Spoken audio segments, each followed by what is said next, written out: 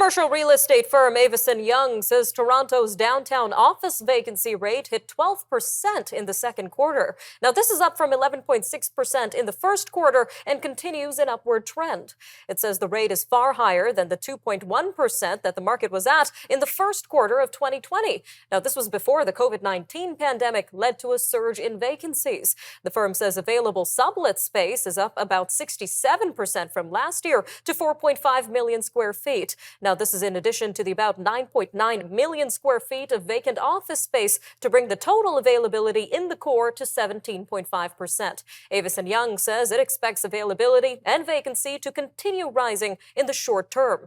Well, joining us now to discuss this is Brendan Caldwell, Director of Caldwell Securities Ltd. Brendan, welcome back to Forum Daily. Thank you, Nima. Great to be here. Now, we've heard quite a bit about how Toronto vacancy rates have been extremely high since the pandemic, but why are they not returning to pre-pandemic levels yet, Brendan? Well, I don't think we're going to quite return to pre-pandemic office populations. I mean, we're amongst the most robustly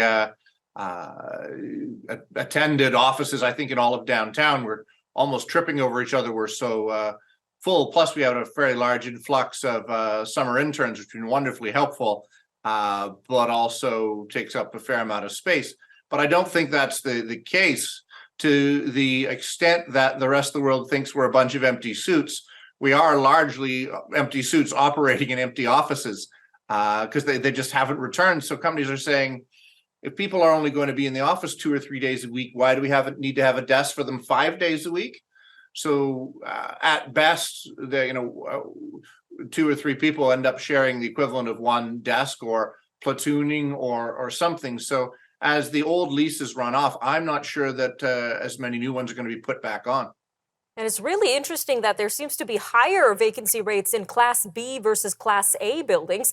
So why do you think that is, Brendan? And what's the difference between the two? Well, I can't give you the technical definition, but as it sounds, a Class A building is a bright, new or newly renovated. In Toronto, that would be a building that's on the path, that is the underground network that connects all of downtown Toronto. You can always charge a bit of a premium and have a bit more uptake for the best.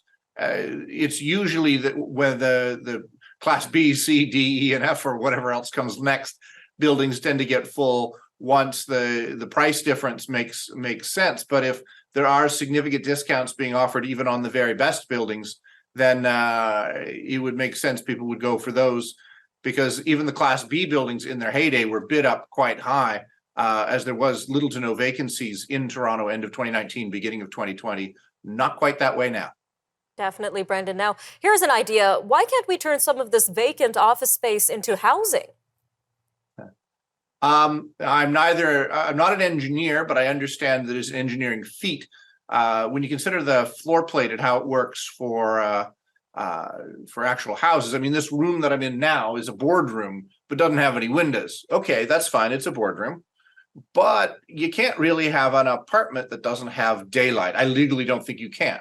So that's the one thing. And that's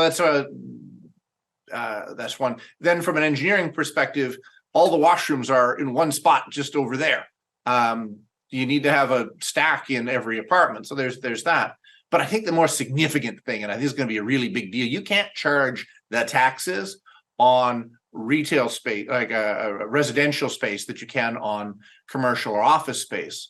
So if you start converting commercial to residential, that's going to have a big impact on the city's revenues. And I don't know about other cities, but I'm getting the impression Toronto has a hard time paying for itself, even with the vast amount of building and expansion that's gone on. So where you could find yourself in a situation where fewer and fewer businesses are renting office spaces and there's less and less attraction for living downtown, that you might see a hollowing out. I'm not predicting like it's going to be like New York in the 1970s, but you could see a hollowing out of major downtown centers like Toronto. And we're already seeing it in places like San Francisco, which, being a financial center and very similar to Toronto in many ways, may be a cautionary tale for us here in the Big Smoke. Definitely something to keep our eyes out for. Brendan, thank you again for your time today. Thank you, Nima.